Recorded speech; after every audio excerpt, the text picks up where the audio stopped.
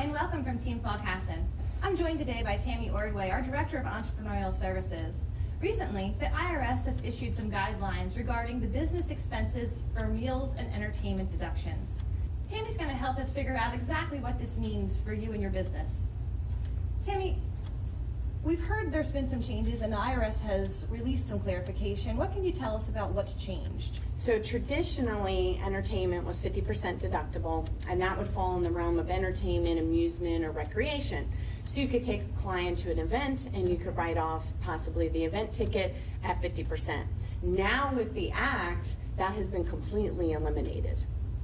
Now, when you say entertainment, what kind of things are we talking about? Traditionally, these have been theater tickets, these have been golf outings, tickets to sporting events, even possibly belonging to clubs, social clubs or, golf and entertainment clubs.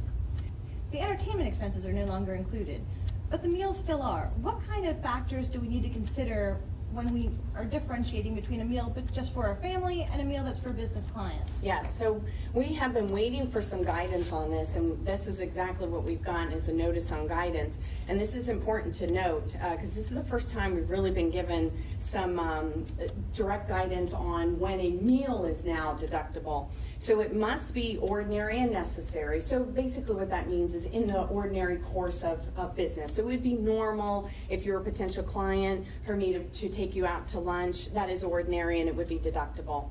Not lavish. So of course, probably our $500 lunch would be permitted, but something reasonable would certainly be allowed.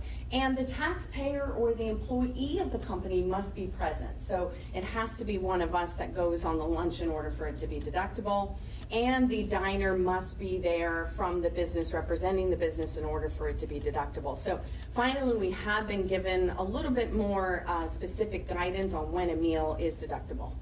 Okay, well, I know it always helps me when I hear things in real life samples. So let's say I'm taking a client to a football game. I purchased their tickets. I'm going to get them a meal while we're there. How does that play out in the real world? Yeah, so traditionally, all of that would be 50% deductible. But now the ticket to the sporting event is no longer deductible at all. And as long as you can carve out that meal separately and pay for it, it's 50% deductible. But if that meal is included in that ticket, there's no deduction for any of that, regardless of whether you took somebody for business or not. Well, that's definitely something to think of when you're going out and networking. You had mentioned that this is a little bit of guidance from the IRS. Is this the last we can expect to hear from them on the topic?